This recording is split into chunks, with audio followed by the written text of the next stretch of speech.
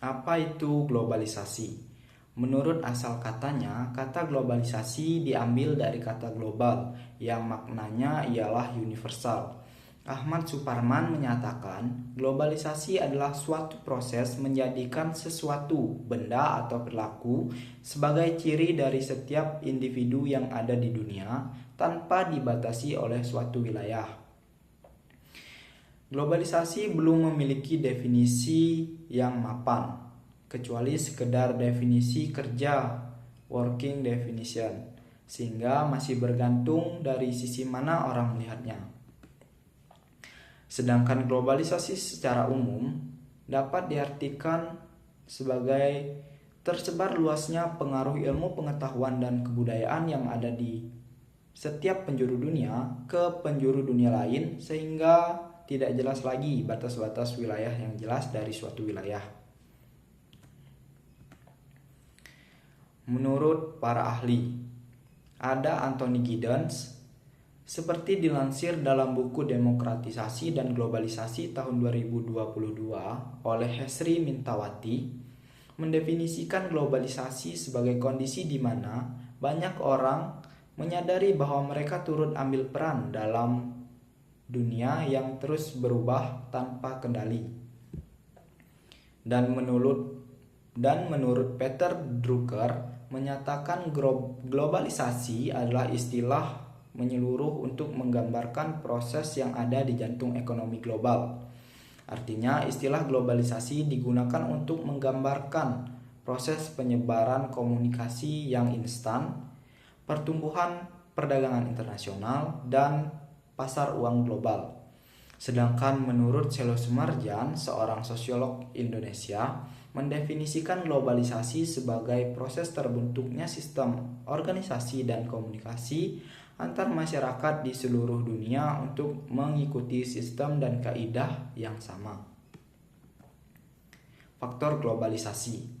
Globalisasi tidak terjadi begitu saja. Terdapat banyak proses yang terjadi sehingga dapat terjadinya globalisasi, seperti perkembangan ilmu pengetahuan dan teknologi, terjalinnya hubungan dan kerjasama antar negara, perdagangan bebas, dan yang terakhir ketergantungan suatu negara dengan negara lainnya. Perkembangan teknologi dan ilmu pengetahuan. Penyebab globalisasi salah satunya adalah perkembangan teknologi dan ilmu pengetahuan. Pesatnya perkembangan pengetahuan dan teknologi menciptakan berbagai inovasi yang baru yang memberikan kemudahan bagi setiap manusia. Kerjasama atau hubungan antar negara. Kerjasama atau hubungan antar negara menjadi salah satu penyebab adanya globalisasi. Salah satunya Indonesia yang bekerjasama dengan negara lain, baik itu multilateral, bilateral maupun internasional. Perdagangan bebas.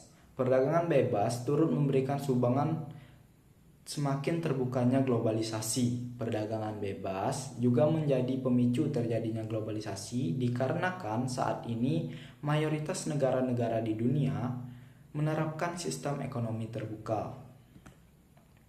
Ketergantungan terhadap negara lain, saling bergantung dengan negara lainnya.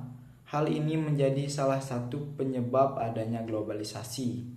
Negara-negara berkembang membutuhkan negara maju untuk membangun negerinya. Hal ini tersebut juga selaras dengan kebutuhan negara maju yang harus selalu terhubung dengan negara-negara berkembang yang menjadi sasaran ekspor produk atau barang-barang yang memiliki nilai ekspor.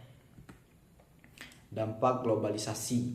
Globalisasi adalah suatu hal yang dapat dianggap sebagai sebuah buah dari suatu perkembangan yang modern.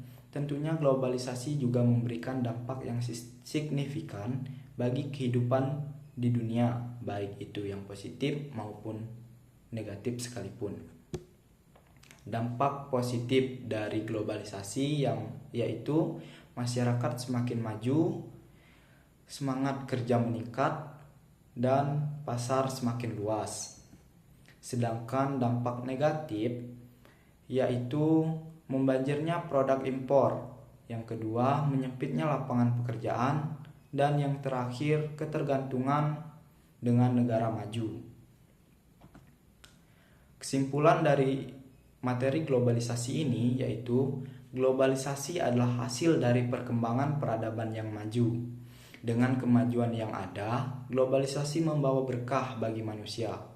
Namun, di sisi lain, globalisasi dapat menjadi bencana bagi manusia itu sendiri. Sekian, terima kasih.